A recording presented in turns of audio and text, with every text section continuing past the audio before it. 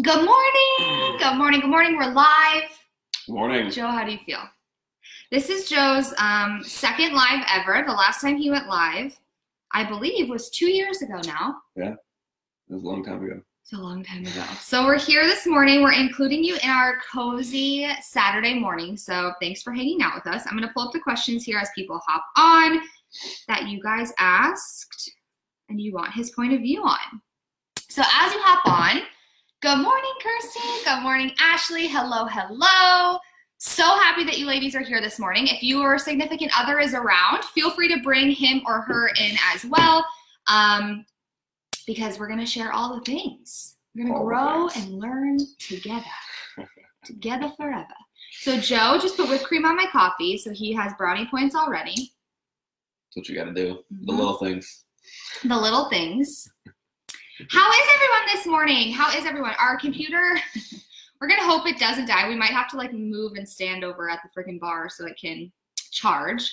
Ollie, our cat is playing with the cord. No. Okay.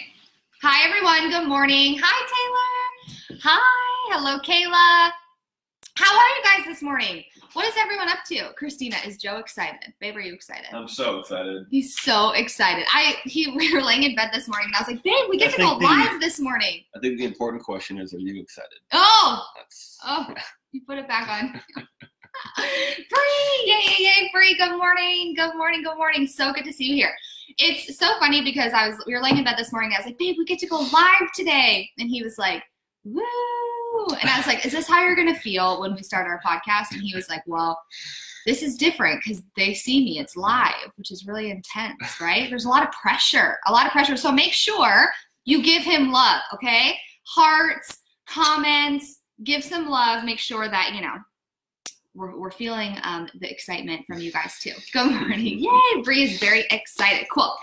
Okay, so the reason that I wanted to bring Joe on today is because obviously you guys know that I talk about these things, I coach on these things, sex, relationships, communication, masculine, feminine energies, business, money, success, all these beautiful things.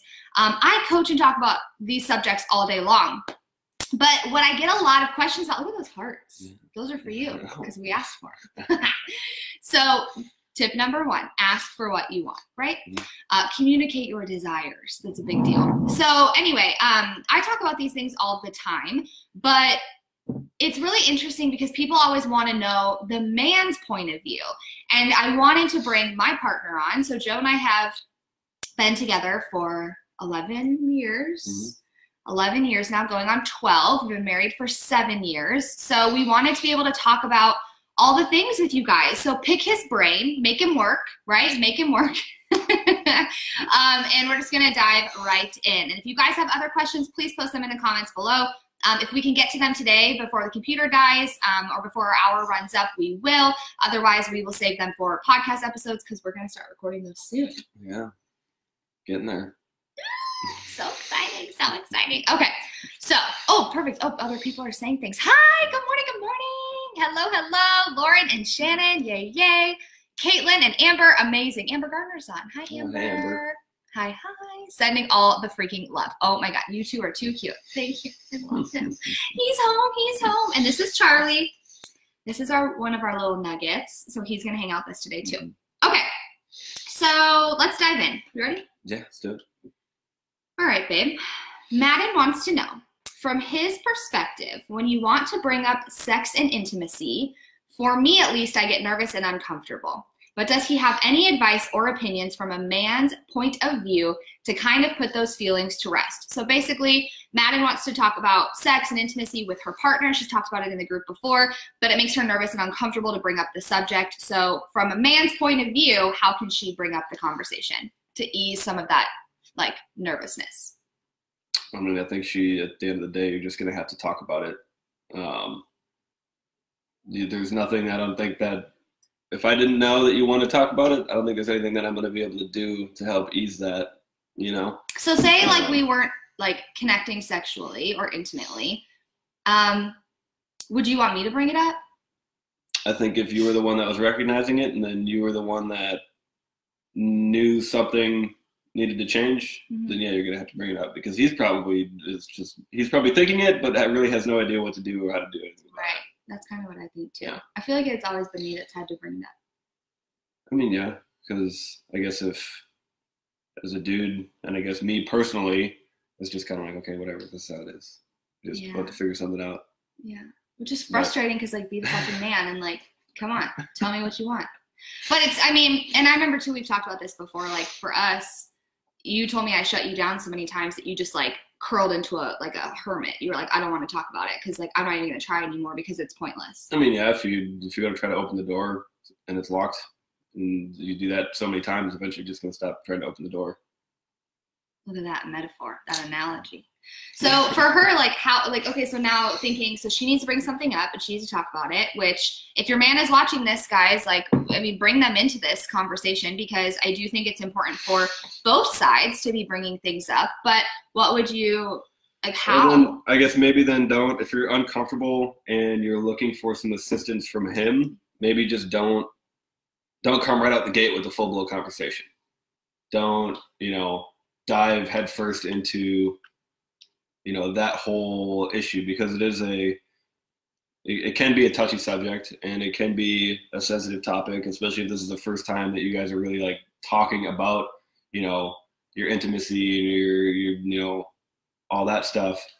Drop little, I guess, feeders or like little breadcrumbs of being like, hey, obviously something's going on here. Let's have a conversation about it and then work from there. That way it's at least on his radar. And then he's like, okay, we do need to end up talking about this. And then maybe 2-3 days later, whatever, he can process all of it, figure out what's going on. And then you guys can revisit that conversation in a deeper level. Yeah, that's so true because I know I've tried to bring things up before. And I think too, Madden, like my thing that I tell my clients, even in difficult conversations with friends or clients or whatever, I call it how it is. Like, I'm really uncomfortable right now. Or I'm really nervous right now. Or this makes me feel this way, but I can't ignore it any longer. I want us to talk about this. I want us to find a solution. I want us to be able to work through this together. It's not going into it being like, here's all the things you're doing wrong. Here's all the ways that you're fucking up. Here's all the ways that I'm feeling. But it's really saying, like, I want to work through this together because I want us to thrive, right? I want to go to that next level in our relationship. And I think that we need to have this difficult conversation and talk about it, even though it makes us uncomfortable and it makes us nervous. And then that, I think, might ease him a little bit to be like, oh, okay, yeah, this is awkward, or this is uncomfortable. But going from there, like, I know I'll bring things up and I'm like, I want Joe to answer me then. Or I'm like, what do you think about this? And he's like, whoa, I don't know. Like, give me a day, give me time and space. And this is going to be like reading your man too, because every man is different. So this is obviously Joe's point of view. Just as when I speak, it's my point of view and my experience. But I would say too, like, just bring it up and then give him space to feel into it and think about it. And he's going to have to process everything as well. And maybe not, maybe he's been processing it for a long time if this has been happening. But I would definitely say, like, just call it out how it is. This makes me uncomfortable. This makes me nervous. It makes me a little sweaty, but I really want us to be able to go to that next level together. And I feel like we need to talk about these things. Yeah. And I think just to kind of keep going off of it a little bit about the uncomfortableness and how to maybe ease that initially. I feel like we got pretty lucky, lucky for me being gone for the past 9 months. But the primary mode of communication, what I'm getting at is primary mode. Lucky? What's lucky about that? The primary way that we had to communicate was either texting, or we'd FaceTime, this and that, but it was mostly texting. And I feel like that is a good way that you could maybe ease into those topics to where it's not necessarily but I wouldn't face-to-face. text it. Yeah, but there was still like, no, it wasn't like full-blown conversation, right? But of just like dropping those little, planting those seeds. You're not having a full-blown conversation on a text. Don't do that. That's foolish. Don't get so misconstrued. But exactly. But to drop little things of, not that there's problems or anything like that, but just kind of planting those seeds of talking about intimacy and talking about sex and things like that. That way, after work when you guys get home, that topic has kind of been it's been talked about all day. So now it might be a little bit easier to slide into that. I don't know if that makes sense. Stephanie says, thank you for your service. Oh, thank you. Happy to serve. Hi, Kelly. Hi, Liv. Oh my gosh, so many good people. Amy, Shannon, Kelly, yes. Okay. So many good people. All right. P.S. You guys, as you're hopping on, if you have questions, feel free to share them as well. And we're just going through the ones that you guys asked the other day. So Madden would also like to know then about the masculine and feminine energies, which Joe doesn't talk in those terms, so he's going to talk about it in his own way. Although he kind of understands because I talk about it so much. But for women who are dominant in their masculine energies, so a lot of like boss energy, like get shit done, hustle, intense, dominating sometimes, can be controlling, like in the disempowered masculine, very controlling, which I was. What would be more helpful for our men so we aren't as dominant masculine and we work to tune into the feminine a little bit more at home? So basically, how does she fall back into the feminine and allow him to be more masculine? Like, how does she navigate that from the man's point of view? Like, what would get you to step up? So I think it all kind of, based off the first question, I think it's all starting small. And one thing that I kind of think about for this is little things like, hey, opening a jar of pickles, or opening, you know what I mean? Like, I don't care if you can absolutely 100% open the jar of pickles. Take the time, go get your dude, and be like, hey, I need to help open this jar of pickles. Because that, I mean, as small of a thing as that is, it's going to make that guy, I know for me, I'm like, even if it's so little, if you ask me to open the jar of pickles, I'm like, hey, jar of pickles.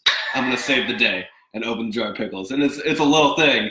And I don't care if you think that's silly, but that's real. So there's some part of you as a dude that is going to get some satisfaction with that. And if you continue to do those little things, or continuing to, I don't know, if you're the, you know, the woman and you've been doing all these things, maybe taking out the trash or like these more masculine tasks, let him do it. Ask him to do it. And let him know that you need him to do that stuff. Well, and little bits at a time. If I said that though, like, babe, I need you to take out the trash. Well, maybe how would that make you feel? I mean, that's more of a sensitive one, but because that would be like, get this shit done, huh? And that'd be. But it has to be like, I think you got to put it in a way that makes it seem like he is helping you. Yeah. Well, like yesterday. He's doing something for you. Yeah. Yesterday, I was like, oh, I'm gonna make my breakfast. And I was getting up and he was getting really frustrated at me. And I was like, I got this. Like, I make my breakfast every day. Like, I got it. And he was like, just like, let me help you. Do you need the eggs? Like, can I get something for you? Like, what do you need? Because I mean, you like to take care of me. Yeah. Not to the point of like me being like a victim, laying on the couch, like fanning me and like, oh, take care of me. But there is a certain point where, especially like if your man is gone a lot and he comes home, I talked about this yesterday in my live. I see a lot of military couples struggle after deployment, and this could be like oil or anything that takes the man away for a while.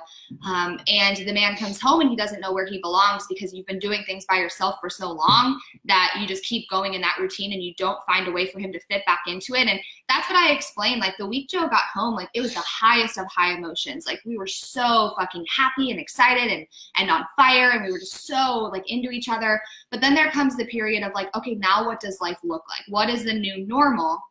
And I have been doing things by myself for 9 months, and I had to find ways and be very intentional with is it telling me to move? Mm-hmm. Joe's watch is telling me to move.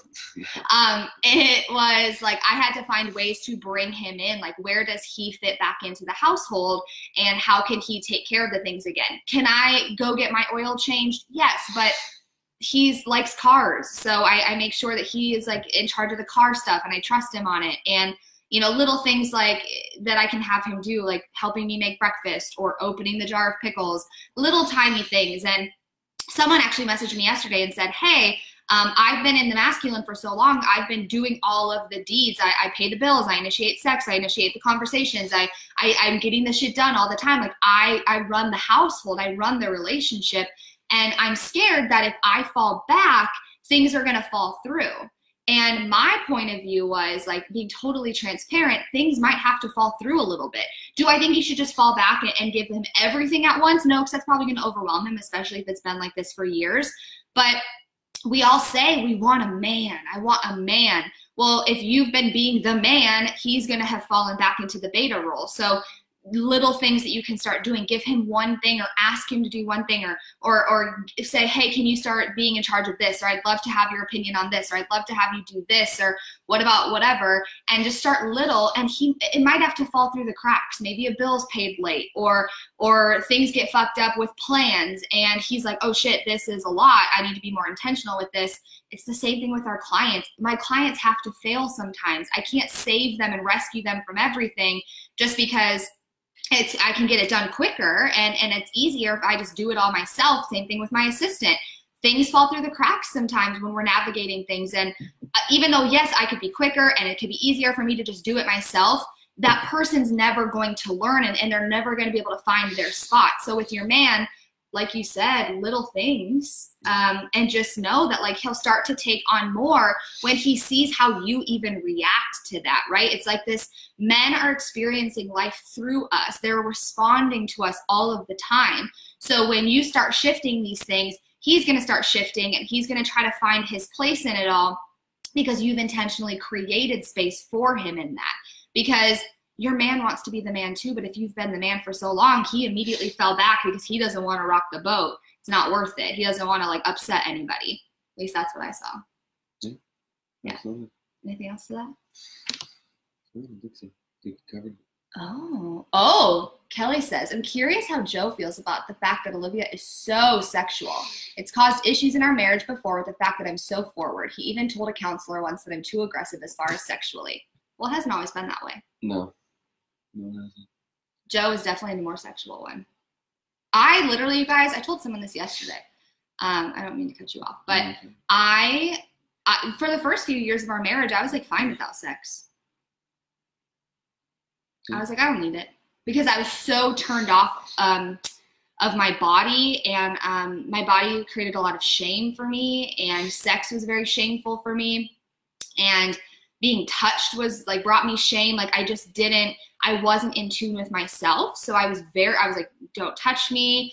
Don't go down on me. I was so like closed off. I hated the way that I looked. I hated my body.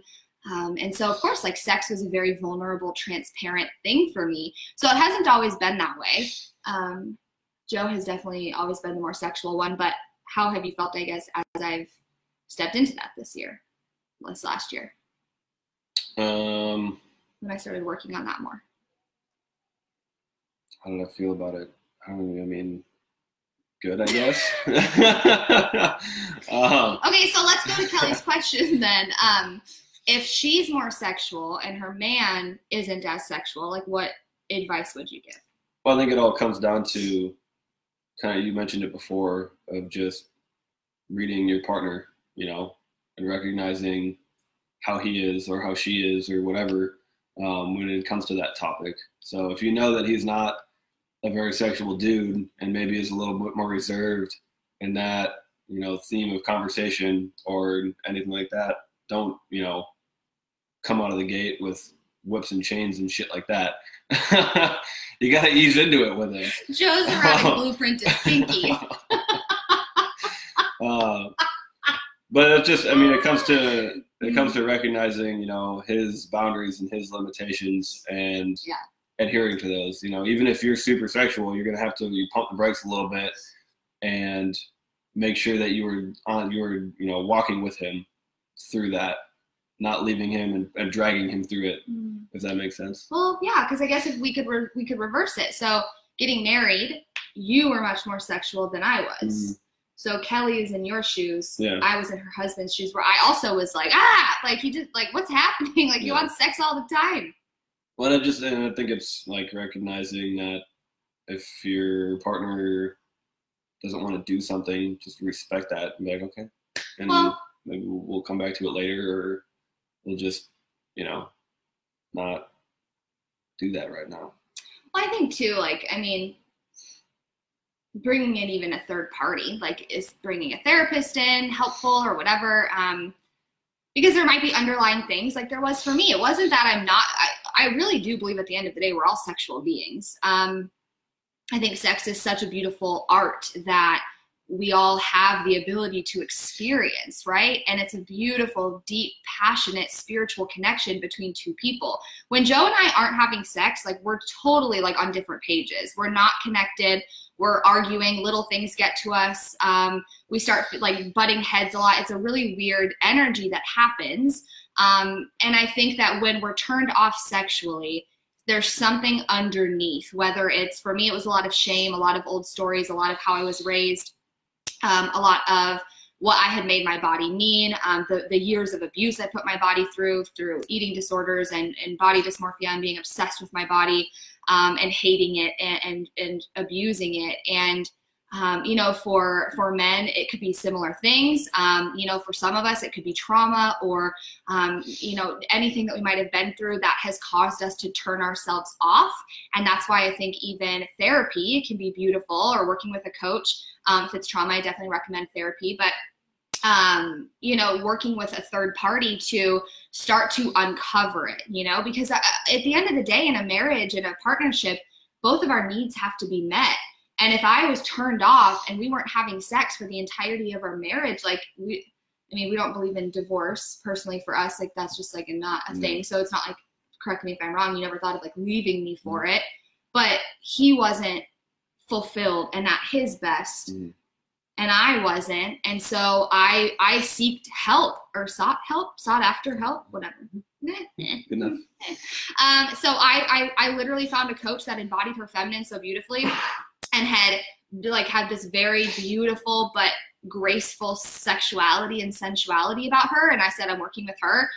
We didn't know how we were going to pay for it at all. Joe was just like, I don't know what the fuck you're doing, but I support you, I guess. Woo. And I just told him, like, I want to have better sex. I want to get into my body. And here we are a year later, almost. So yeah, it's been a crazy ride.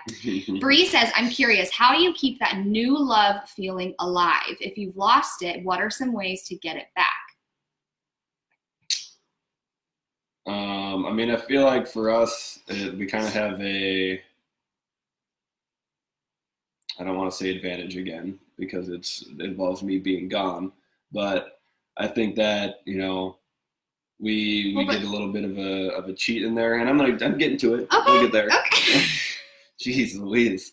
I think, you know, because we obviously leave for my work, and then I come back. So, you know, the saying goes, you know, distance makes the heart grow fonder. So that, I think that gives us a little bit of advantage of keeping that, you know, that new love or that honeymoon phase a little bit more alive, because we get to experience it so often of being gone and then coming back, being gone, coming back. But I think regardless, if you're, you know, if you or your husband are not in that situation where you're not leaving, or one of you isn't leaving and then coming back and this and that, I think I would maybe try to go on, you know, adventures together, or, I don't know, just I think it's something that you as an individual really need to actively, you know, keep up on, because marriage isn't easy.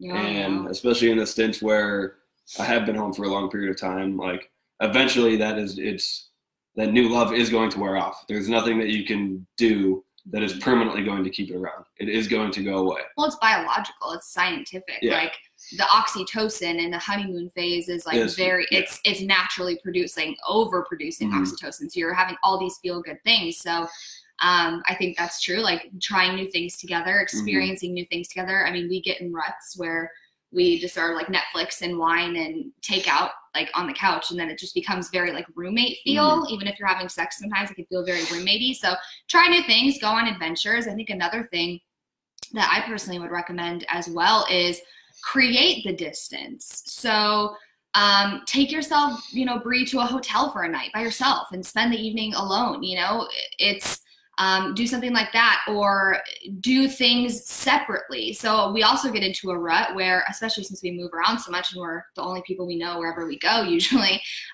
we do everything together.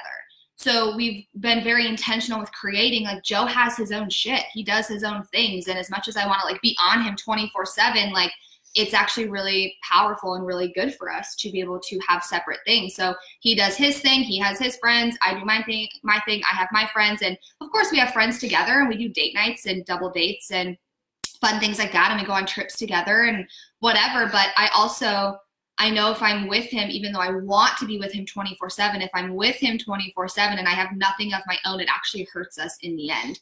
So little things like that too. Create the distance, create the way to miss each other, you know?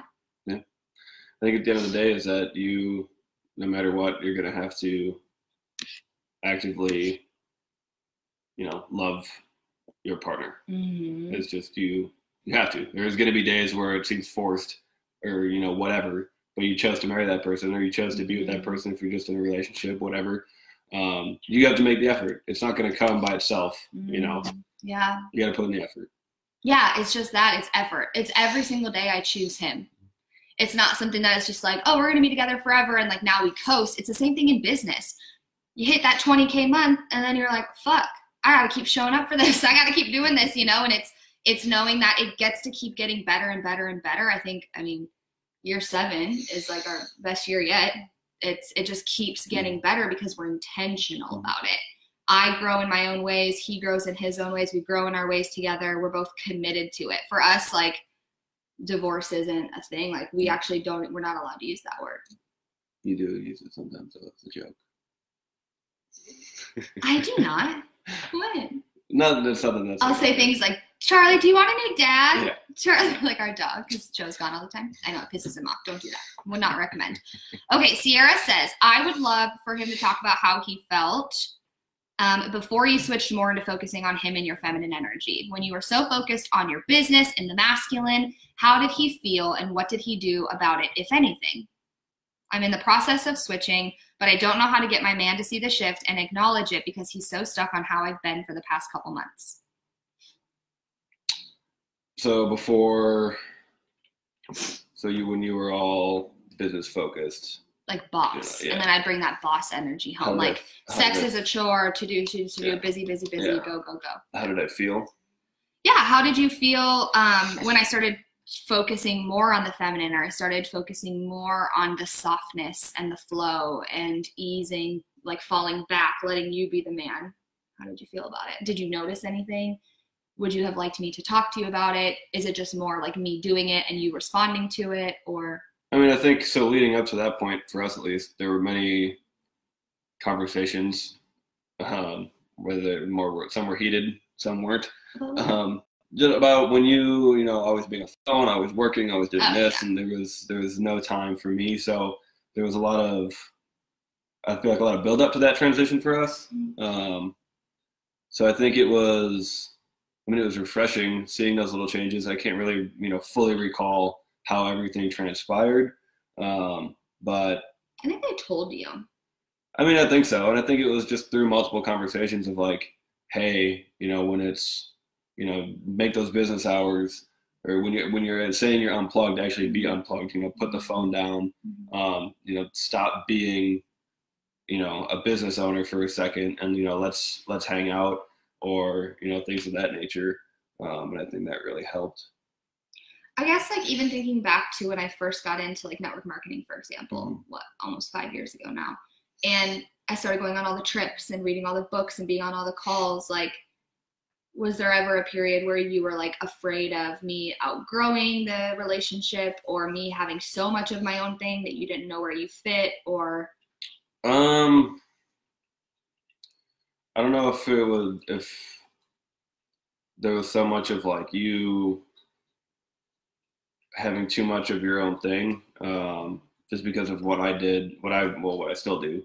But I think there was that fear of like, okay, we're going to be living two completely different lives just under the same roof. Mm-hmm. There was definitely that, like, there was a point in time where you were just in the computer, in the phone, for days on end. Mm-hmm. And then it was just like, okay, cool, I'm here. When are we going to hang out now? Yeah. Or if we are hanging out, you're on your phone, answering messages. Right. But it's not really like that anymore. Yeah, I think like it's never going, I never went to him and was like, hey, I'm going to work on my feminine energy. Because he's like, what the fuck does that even mean? He still doesn't fully understand what that means. But it was more, again, men respond to us. We respond to the world, men respond to us. So we are constantly changing and evolving, and they're going to evolve and change kind of through that energy that we're putting out. So I think, yes, if having a conversation will allow you to feel heard, I think have a conversation. But again, it's be mindful of when you're bringing it up, be mindful of how you're bringing it up, and just talk to him in ways that he'll understand. So it's not like, hey, I'm going to drop into my feminine so you can be more masculine, this energy, alignment, universe, speak, because he might be like, what the fuck? At least Joe would have been. But I think just saying, like, I'm really excited about this next level of us. Like, I'm excited about what's coming for us. And I'm really focusing on us again. I want us to be a priority. I want us to spend time together. You know, I want to be able to both be thriving, both individually and in our partnership. You know, whatever it might be, have that conversation, paint a vision for him of what that looks like, and then watch as he responds to you. We are mirrors, and men are going to mirror. So they are going to respond to the shifts that you are making, the subtle shifts that they're seeing. Because I guess, like, did you notice shifts in me, even without me really, like, necessarily always talking about it? I mean, yeah, I believe so. I mean, because it all starts with the little things, you know, kind of that we said at the beginning, or I said at the beginning. Yeah. Eventually, those little minor adjustments, they might seem minuscule, they might go overlooked in, you know, the short term. Mm-hmm. But eventually, those small little adjustments and the small little changes are going to compound over time, and it's going to make a large impact. Mm-hmm. And it will go noticed. Yeah. So I think it's just, I mean, it's staying consistent on changing those little things, and then eventually it'll all come together and it'll all make sense. Yeah. Yeah. Be patient with the process too. It's not going to happen overnight. Unfortunately. I wish that would. Amy says, I'm 6 feet tall and have a personality that walks in a room before I do. I'm extremely independent and capable, and I don't need him. I've come to realize that his big southern masculine ego hasn't done well with that. I need to be his girl to make him feel more like the man. Yeah, you know, I think it's never abandoning. I don't know, Amy, if you saw my live on this yesterday, I talked a lot more about it, but I don't think it's ever abandoning who you are, because something he fell in love with about you is your big personality and your independence and your power, and it's a sexy thing. I mean, right? Yeah. Okay. I'm like, wait, I should check to you, because I think it is, but it's not abandoning that. When I say drop into your feminine, I say fall back, I don't ever want you to abandon all of your masculine, because the masculine is needed. It gets shit done. It's a beautiful, beautiful strength and quality that you have. And I don't think it has to ever be that you're necessarily submissive and you're his. Although I personally, I don't mind if Joe is like, you're mine. Like, I kind of think it's sexy, but I know some people get really triggered by that, of like, then the man controls you and owns you. I don't look at it that way. I just am like, you're mine and I'm yours. And I kind of like that. I don't know, it kind of gets me a little excited.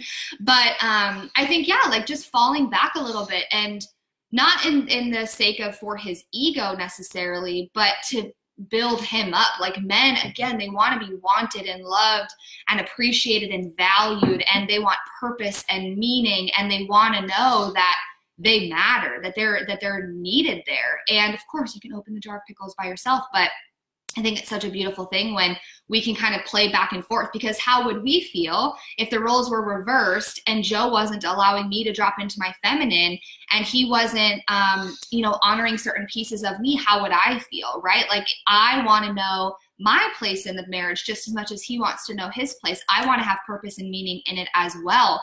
So that's why, like, starting to notice those little things and starting to shift. And it's awareness. It's noticing. It's not changing everything overnight. It's becoming so hyper aware of what's going on here. You know, what's the energy in the room right now? When I'm trying to control everything, what energy is he throwing back at me? Is he good? Is he off?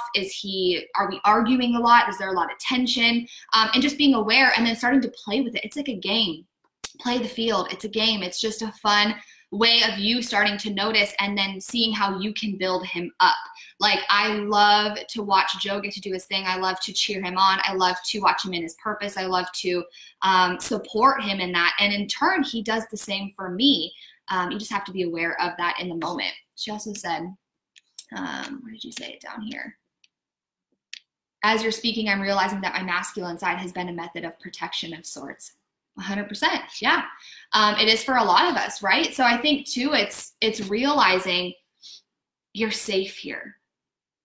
You're safe here. And I would tell all of my clients that. I mean, that's a very common affirmation I have them say of like, we're in struggle, we're in survival mode all the time. We're like almost waiting and subconsciously even like expecting shit to hit the fan and things to fall apart and for us to be falling apart, but it's not always that way. It's reminding yourself, I'm safe here. Like you are your sovereign whole self. You are grounded, you are anchored.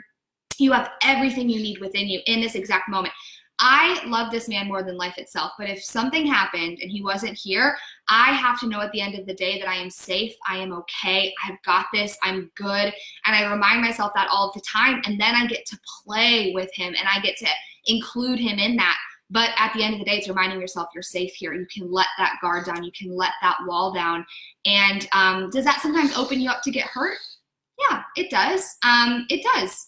But at the end of the day, too, you know you have everything you need within yourself. So even if your heart gets broken or even if shit hits the fan, you can always, always, always rebuild because we have to trust that life is happening for us and it's all already rigged in our favor every single time. Would you agree? Absolutely. Anything you would add? I kind of took over that one. Yeah. Sorry. It's okay. What would you say? I think you covered it. Okay. Because you think it's probably is like getting to him? Yeah. Okay. Good talk. She says, I don't have a problem being his and he is mine. I feel the same as you on this. Totally. He's so wanted and loved. I love that. Make it known. Make it so known for him. Amber says, when Olivia started trying to switch into a more feminine energy in whatever areas of your lives, did it feel unnatural? How did you guys stay in the roles you were trying to start? You were trying to start being. How did you guys stay? I wouldn't say it felt unnatural. I'm trying to remember. It's so long ago. It's being conscious for me. It was being very conscious of what energy am I leading with here. It was being very mindful. Like if I caught myself, or like sex, for example, learning how to release and surrender and let go, you would call me out on it. Yeah. And I gave him permission to do that. I wasn't allowed to get mad of like, he would literally tell me like when he could catch like my brain going back, which is masculine and in my head. And we were having sex and he still says sometimes like, let go, let the fuck go. It's just you and me here. We're good. You're good. Let go. Let me take care of you. Like, you know what I mean? But I wouldn't say it ever felt unnatural. It might, if it's been this way for so long, Amber, you might feel that. But I believe that that harmony between the two is our natural state. So I believe it will start to feel actually more natural and you'll actually start to feel more at peace and more at home as you start to kind of dance between the two versus be so far into the masculine. Yeah. I would just say, at least for me, if something feels unnatural right now, I wouldn't try to force it. Mm-hmm. Otherwise, it's just going to be bad. You know what I mean? Yeah. Like if like one specific, I'm not saying this whole process in general, if that like, it's going to feel a little bit probably awkward and this and that. Huh? We got to plug this in. Will you bring my phone? Keep talking.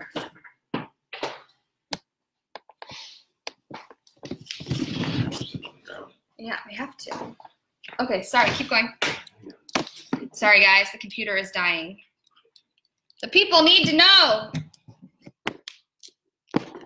Yeah, I mean, and too, like we talked about, like start small. Oh, you can see the like mess in the background. Good. I guess what I was kind of getting at is like if one particular change or adjustment that you're working with feels unnatural, just pump the brakes on it and maybe don't go with that. Don't go with that process right now, and take another route and revisit it, or kind of reevaluate. Like, okay, how can I do this differently in order to make it feel natural? That's just my recommendation, I guess. Yeah. Amber says, well, like for Joe, all of a sudden seeing Olivia being more feminine in an area she normally handled, was it weird for him to step up? I don't know if there's, so as far as like, tasks, I guess, like that. Like different. I don't think we've ever really changed any like chores, if you will. Like you've always.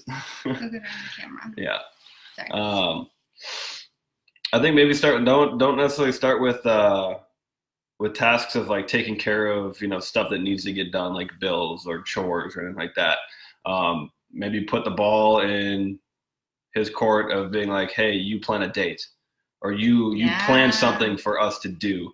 Nothing that's going to necessarily, you know, that is vital. Yeah, no necessarily vital tasks, but putting him in charge of something that you two are going to do together. You know, plan a date or plan something, but have him do it. Yeah. Yeah.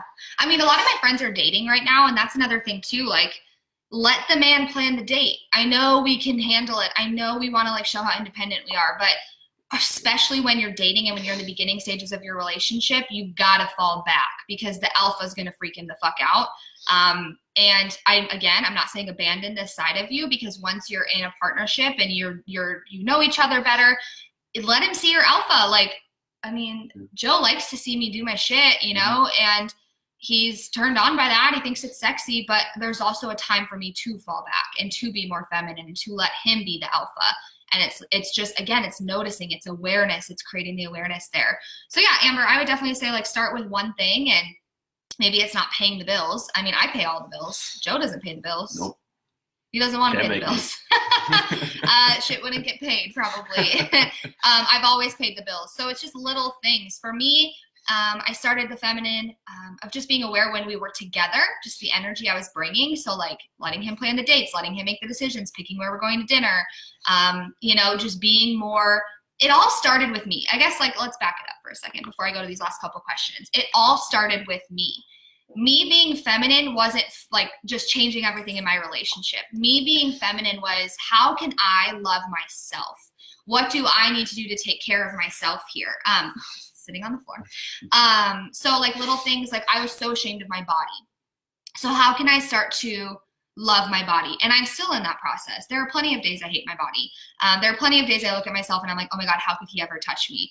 But it was one teeny tiny little thing at a time. So starting to be able to touch yourself, feel yourself, starting to be able to spend more time on yourself, self-care, self-love, all these beautiful things. It all starts with self. So the feminine is being soft, right? And not soft in a, you know, I surrender and I don't do anything way. A softness can still be powerful and still be very strong, but it started with how I treated myself and how I showed up for myself outside of my business, outside of being a wife. Who is Olivia? What does she like? What does she love? How does she love herself? How does she take care of herself? Then it started to shift in how I showed up in the relationship. So receiving, the art of receiving is a very feminine quality. So being able to receive, I started receiving compliments. I started letting it be okay when Joe wanted to initiate sex. I was receiving him. Starting to receive money, starting to receive whatever it might be, pleasure, little things that I could start to be more open to receiving. And then I took it into the bedroom and I started to receive other things in the bedroom. I started to be more open to being held and nurtured and supported and taken care of. And now I am so aware of them that I know, when does my masculine need to come through? When does my feminine need to come through? Who am I right here? Like, what's needed of me? In my business, there are times when I'm more feminine. I'm very creative and I'm inspired and I'm in flow, but then there's days where shit's got to get done. I'm in a launch. I got to go. I got to do the things. I've got to balance that doing and that being. So it's little teeny tiny things, and then they add up over time. Yeah. Mm-hmm. Let's see. Love that. He does need to plan a freaking date. Exactly. Amy says, we started bath night once a week after I watched a video you did with Lauren. Once a week we share a new drink we have never tried and a new bath bomb. Nothing else but us in that time. I love that. Oh, cool. We might have to steal that. Yeah. Except that bathtub. Do you guys take the bath together? Our bath is tiny. Yeah.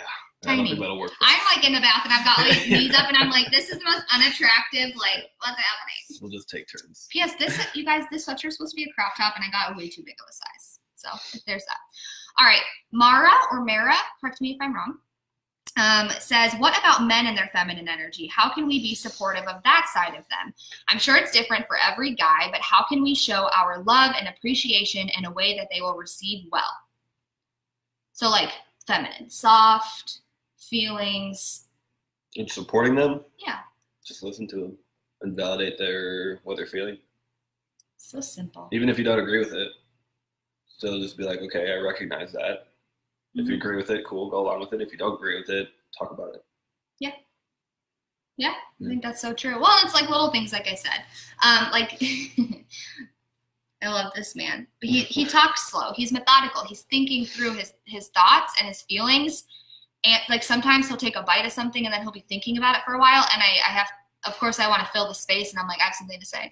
And like, can we hurry this up and get to the point? But I listen. And I'm not always perfect, but I try to just listen, and I'm aware of how he's feeling, like and asking, how can I support you in this?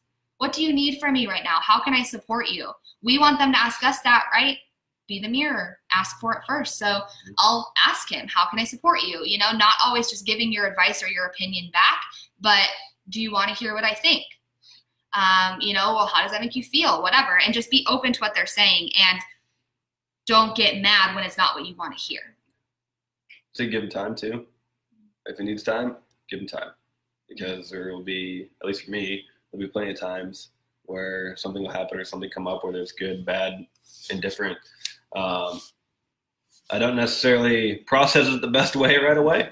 But then maybe like, you know, anywhere from hour, 2 hours to the next day, whatever, I figure my shit out. Mm-hmm. And then it's a much better response for me to that situation. Yeah, beautifully said, babe. How do you involve them in this growth process that we're working on? I guess we kind of talked about this, from the super masculine in the business bedroom life to balancing it out. How do you involve them? Yeah. Talk to them. I think that's it. Yeah. I think you just got to talk to them. And ask them to do things like plan the date. Yeah. Hey, why don't you plan the date this weekend? Plan the dates, or open the salsa. Ask them to carry some heavy shit. Like, let's say you got a full laundry basket. Hey, could you come help me bring this over to the laundry room? Or just like little things like that. Because again, it's like the jar of pickles. Right. If you're a dude and your woman is asking you to carry some heavy stuff, you're like, hell yeah. Of course, cool. You can do it by yourself, girl. We see you. I don't care if you're an Olympic powerlifter. Ask your husband to carry some heavy shit for you. So true. Well, I think too, like, compliment him. Yeah. Like, so often we are like, oh, I wish you would compliment me more, and I'm so guilty of this. But when's the last time you complimented him? I think Joe is sexy as fuck, and I tell him. I'm always grabbing onto him. I'm always like, you're so hot. How did I get you? What's happening? And he laughs, and he's like, oh my God, whatever. And I'm like, you freaking love this. Get out of here. Amy says, yeah, they go in their bathtub. They have a big tub. I'm so jealous. I'll have to start that. I'm a strongman athlete, so I never ask. Oh, totally. Gotta ask him. Yep. You have to. Will do, Joe. Will do. I gotta love this. I love this so much. All right, Andrea says, this is the final question we have, so if you guys have a couple more, feel free to put them in the comments as we wrap up here. Andrea says, I would love to hear some tips and advice on what men want from women when it comes to initiating sex. My man is in his 40s, and my libido is on fire compared to his. What can we do? So again, I think this kind of goes back to what Kelly asked, but say, for example, you always used to tell me you wanted me to initiate. You're like, why do I always have to be the one to initiate? Just because I'm the man? Excuse me, why do I always have to be the one to initiate? Mm-hmm.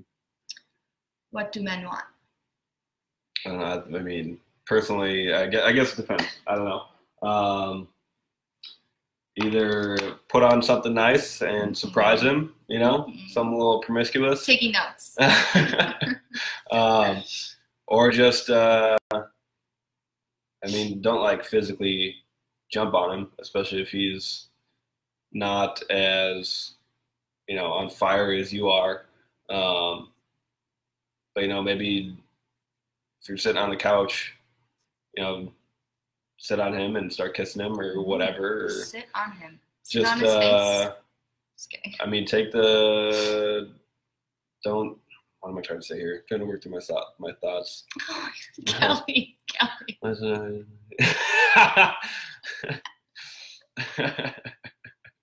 Well, then, I mean, yeah, make out with him. Kelly asks, my husband always just wants me to rub his balls. And I'm like, can't we make out? Yeah, well, and that's the thing too, like sometimes we'll just make out for like a long extended period of time. Or like a really extended foreplay and just like are totally into the moment, because sex isn't always about just finishing, which for a long time when I was in my masculine, it was like get in, get out, he's good, cool, done, bye. It really is like about the experience and the connection and the pleasure, like just enjoying it. Like I love, like, we're like, I feel like we're 15 again. We're just like making out. We're like, we can't do anything else. But it just is like, how can it be more than just like the one like missionary style act? Like, how can you try new things and be adventurous? But that being said, with that question, I think, yeah, it's just initiating can be little things like wearing something sexy, dirty texting him throughout the day. Like, even if you guys, if he's at work, can you send him a little naughty text or something, or a little picture or whatever it might be? You know, just have fun, be playful, try new things together, and start making out with him, approach him, you know, or sometimes, like this morning even, I wasn't necessarily turned on when I woke up, so I did a little self-pleasure while he was taking the dog out, and then I was all ready to go, and then he came back in and we were good to go. That was me kind of initiating, whatever it might be, whatever you need. So just, I think too, like talking about it, and if it's a libido thing, that's tough, because if he just doesn't have a strong libido, especially as we age, and not that he's old, we're all young spring chickens, but our bodies naturally, as we age, things start to change. So if it's something mental where it's just like, maybe it's like trauma or PTSD or something where they need therapy or something along those lines to really work through it, and that's what's causing them to be kind of turned off and closed off, or if it's more biological and things just aren't working the way that they're meant to, be very careful in that conversation. Because I can only imagine how vulnerable that is for him, just as like, you know, as women, if we're not getting wet, we're like, we feel uncomfortable and awkward about it, whatever. So I would say maybe even somehow, I guess maybe what would you say to start this conversation of like even having him go to the doctor and supporting him in it? Because I think it's really awkward and uncomfortable for him. Absolutely. I'm sure it is. I can't imagine if. And so it's not like you need to go to the doctor, but being like, how would you approach that conversation? Sit on his face. Yeah, it's one way to do it. He hates to make out. Why? Oh my God, my kids are home and I need them to not be right now. Oh my God, this is amazing. I fucking love you so much, Kelly. Amy says, this is a good point. For our trip to Jamaica, I bought the trashiest lingerie and like not my normal Victoria's Secret stuff, but some really racy stuff, and he lost his mind. I need to do that more. Exactly. Thank God for earbuds. Exactly. Little teeny tiny shifts that you can make. Never have I ever been turned on watching a live. Olivia, you have found your niche, my friend. I fucking love you so much. I can't even handle it. Yeah, I would say how to have that conversation. I mean, is he, okay, Andrea, I guess, and you're not here, I don't think, right now, but when you're watching this, I guess, is he aware? I mean, obviously he's aware, but have you guys had the conversation where he's just like, babe, like, it just doesn't work like it used to? Because I think that's an invitation to be like, well, what should we shift? Like, what's the solution here? Are there things I can do? Like, is there anything I can do to get you more turned on or help with that? Are there certain foods we can eat, potions we can drink? Yeah, I mean, I guess as like dude biology, when you start getting up into the late 30s, 40s, and for some people it's different. Your body naturally stops producing testosterone, and testosterone is a direct link to your libido, and many other things. So eat more steak. If he's got low testosterone levels, if he's not aware of it, he should probably talk about it with the doctor. Yeah. Well, and like that will fix a lot of things. And you said, like, I mean, the first time I read Joe this question, he was like, go to the gym. Like, yeah. You know, how, like, and not even just like, oh, we feel so much better about ourselves when we work out and take care of ourselves. So of course, like, we're more turned on, but also for like biologically, it increases testosterone. And like, I remember Raph always used to be like eating like 8 steaks a week because he's just red like, meat. Oh, the red meat, because I got to increase that testosterone. So little things that can be shifted like that. Just, again, anytime you approach a difficult conversation, I think acknowledging the fact that you're uncomfortable and you're nervous and mindful of how the other person feels, and it's okay to say that.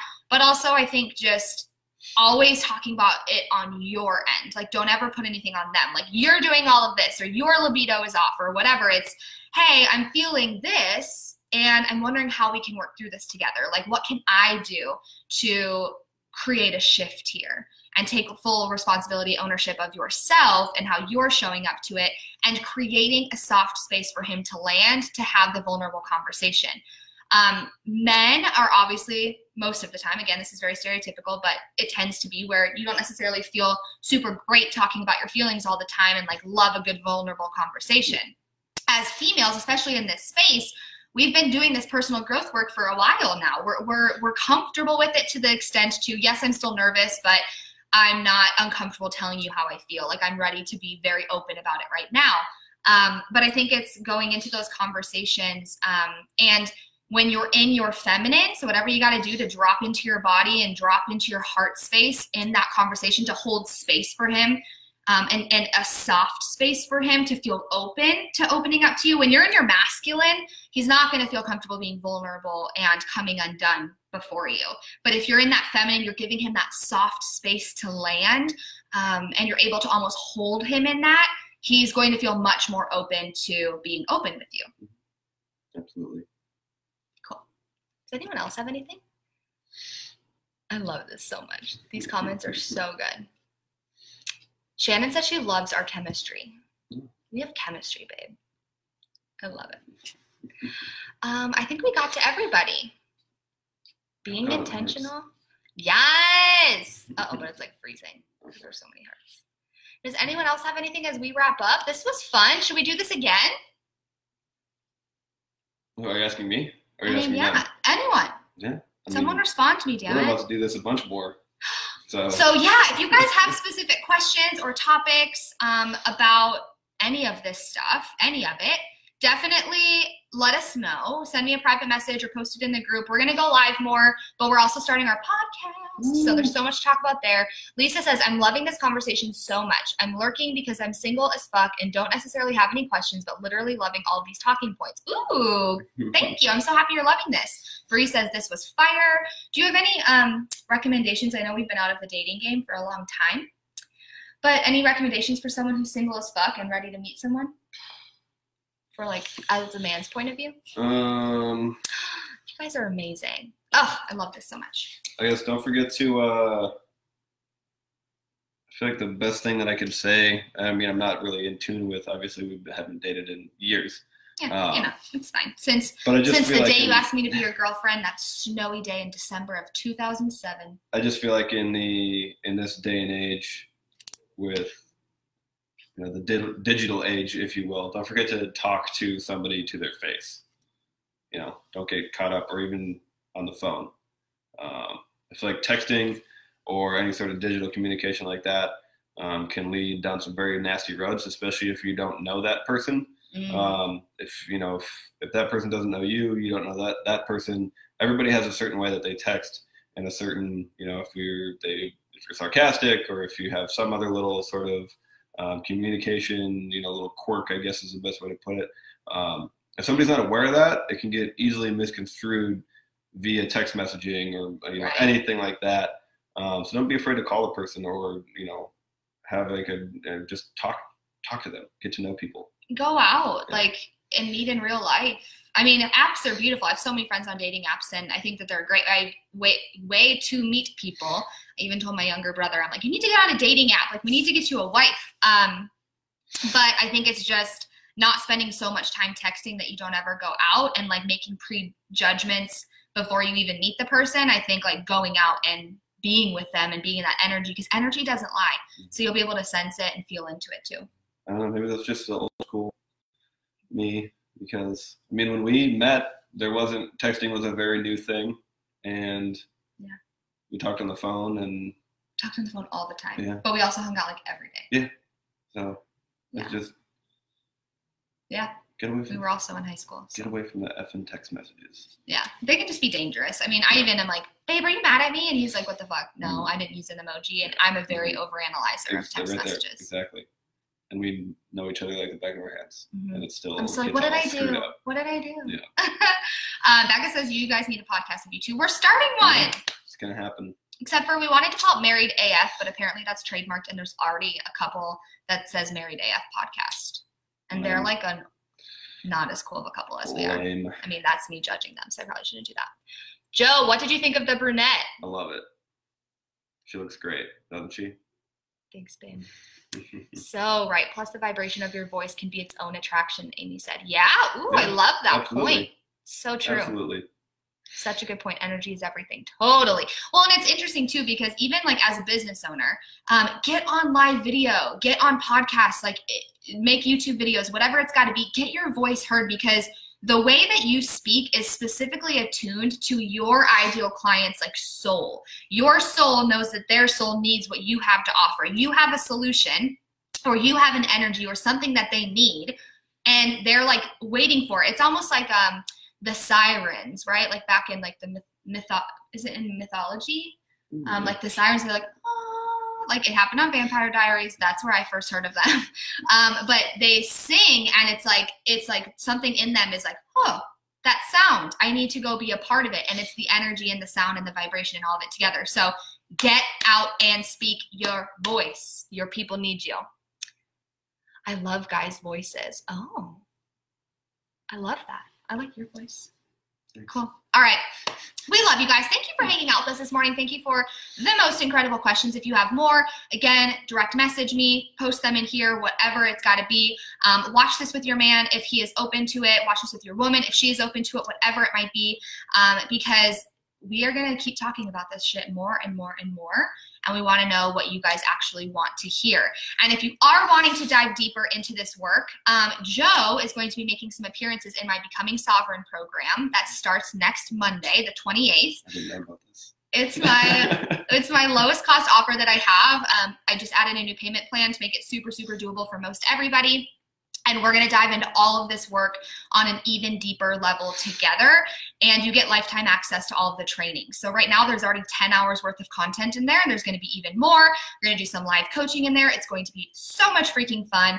And this is the exact shit that we're talking about. It's becoming sovereign, finding your sovereignty, your wholeness, reclaiming your power as the woman, as you, as your radiant, magical, freaking lit up, turned on being, and drawing in and magnetizing what it is that you want, whether it's things that you want in your relationship, clients, success, abundance, whatever it might be, knowing how to magnetize exactly what you want. So we start a week from Monday.